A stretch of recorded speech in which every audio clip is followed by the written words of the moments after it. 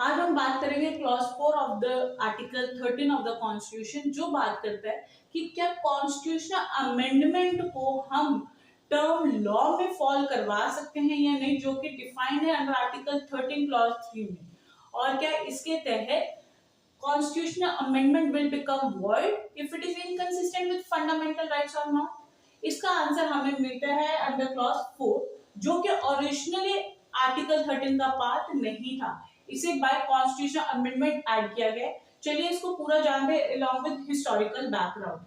यानी in the Shankari Prasad versus union of India 1951 supreme court में ये पहली बार क्वेश्चन एराइज हुआ कि क्या कॉन्स्टिट्यूशनल अमेंडमेंट का जुडिशियल रिव्यू किया जा सकता है। इट मींस क्या वो आर्टिकल 13 के अंडर फॉल करती है या नहीं। उस केस में कोर्ट ने कहा कि कॉन्स्टिट्यूशनल अमेंडमेंट की जो पावर है वो कॉन्स्टिट्यूएंट पावर के अंडर फॉल करती है, whereas law making power ordinary legislative power के अंडर फॉल करती है, और दोनों ही डिफरेंट हैं। आर्टिकल 13 क्लॉज 3 में जो लॉ है उसमें सिर्फ वही लॉज फॉल करते हैं जो ऑर्डिनरी लेजिस्लेटिव पावर के अंडर एक्सरसाइज किए गए हैं, not under constituent power. Therefore, constitutional amendment is not a part of law as defined under Article 13 Clause 3. इसी कारण उसका जुडिशियल रिव्यू नहीं किया जा सकता, कॉन्स्टिट्यूशनल अमेंडमेंट का जुडिशियल रिव्यू नहीं किया जा सकता।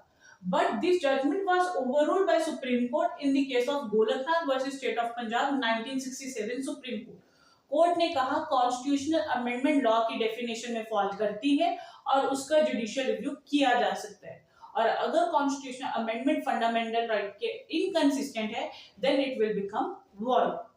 Finally the position is settled down by 24th constitutional amendment, जिसके अंडर क्लॉज 4 को ऐड किया गया।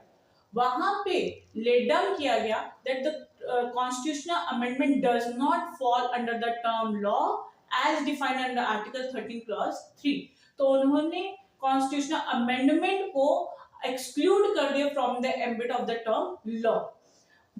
इस 24th कॉन्स्टिट्यूशन अमेंडमेंट को चैलेंज किया गया in Keshavananda Bharati versus state of Kerala के केस में, जहां पे कोर्ट ने अपहेल्ड किया 24th कॉन्स्टिट्यूशन अमेंडमेंट को और कहा कि कॉन्स्टिट्यूशन अमेंडमेंट जो है लॉ की टर्म में फॉल नहीं करती है,